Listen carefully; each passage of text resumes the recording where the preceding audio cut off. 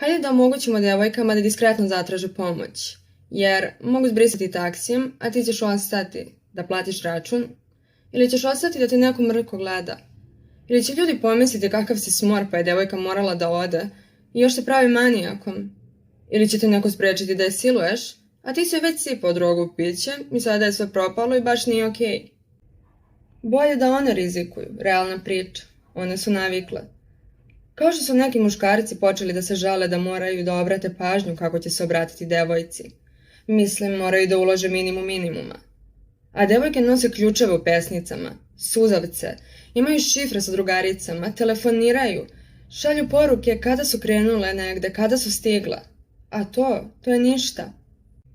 Tako da smo uprkos brizi i protivljenju određenih pripadnika muške populacije u pregovoru sa nekim lokalima u Šapcu koji bi uveli ovaj sistem.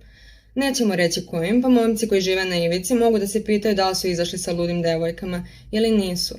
Skoro slično kao kada se žena nada da muškarac sa kojim je izašla nije lud.